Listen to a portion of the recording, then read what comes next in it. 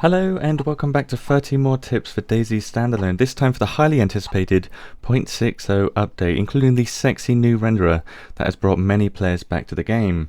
But for new and existing players alike, here's 30 juicy tips that will help you attune to this new patch. You can now loot bodies by pressing tab, and the hide body feature now has a 20-second delay that makes bodies disappear every time, even zombie bodies. Vehicles get stuck if next to each other, completely break if crashed, and are not very persistent in this patch, making them not worthwhile. You don't need to drag and drop items into your hands, you can double click them into your hands or double click them out of your hands, given that you have space in your inventory.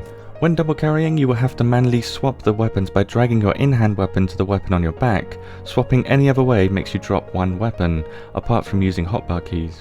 Nearly anything can be held in your hands now, even backpacks for extra storage or your month-old crusty solidified pants. If your weapon jams and it won't fire, the quickest way to unjam it is to hit R, expelling the jammed round and allowing you to fire again. To reload a magazine now, you will need to hit F instead of R. DayZ will automatically select the magazine with the most amount of rounds in now. Pump action shotguns, the trumpets and all of the bolt action weapons require you to press R to cycle and shoot again, including the lever action repeater. By pressing R with a magnum in your hands you can spin the barrel, so in effect you can play Russian roulette, but be warned it's not random even while in the suicide animation, so when it fires it's predictable. The dirt bike helmet with detachable visor and mouthguard has been added. This helmet offers the exact same protection as a motorbike helmet. This helmet can sometimes have a different texture to the one shown in your inventory and cannot be spray painted black or green. The M18 smoke grenade has two new colours, green and purple, still only spawning at American heli crash sites. Purple smoke grenades are fabulous. To accompany the USMC pants in-game, the USMC jacket has been added in two new variants, along with a 32-slot assault backpack, both spawning in military locations. A lootable fishing rod has been added. It works exactly the same as the crafted version, but it's extendable. Extended or not, it still has the same long reach, so you can surprise enemies at range. The Scorpion is now 2 slots by 3 slots, and the PM73 rack is now 2 slots by 4 slots, making these weapons much more viable as secondaries.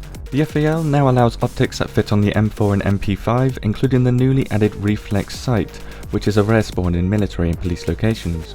All variants of the UK assault vest are spawning again, including the M4A1 and AK101 with mags and attachments. M4s, AUGs and AK101s can spawn in general military locations now, where the AKM and SVD can spawn in these 3 types of barracks buildings.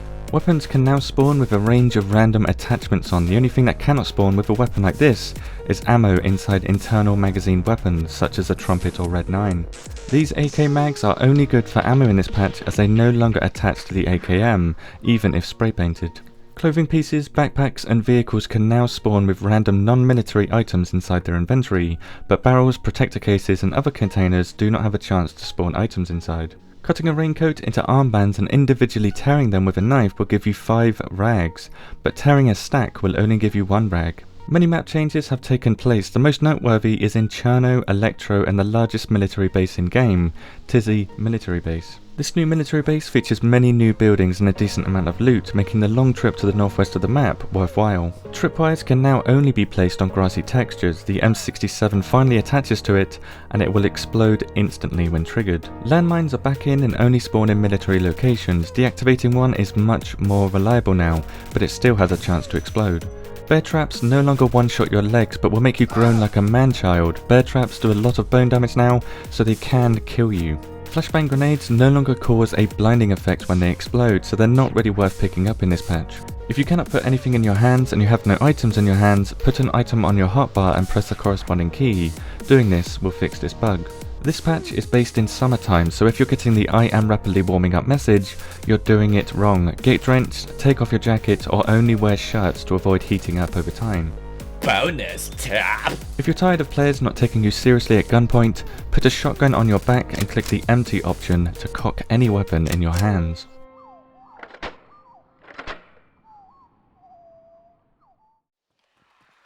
When the renderer was first announced, I assumed it was going to be nothing more than a bug fix for terrible FPS in towns and cities, but upon playing 0.60 I quickly realised that instead it was a game changer. DayZ is so much smoother now, and because of that it's much more enjoyable to play, and because you can crank up those settings it looks prettier too, which is just a bonus. Yes, DayZ has its bugs still, and the DayZ gods will sometimes kill you due to desync, But if you've been waiting on the sideline for DayZ to get better, 0.60 is a fantastic patch to experience DayZ again, or for the first time. Thank you for watching, and grab loot while you can. I'm estimating that loot will become very scarce later on in this patch.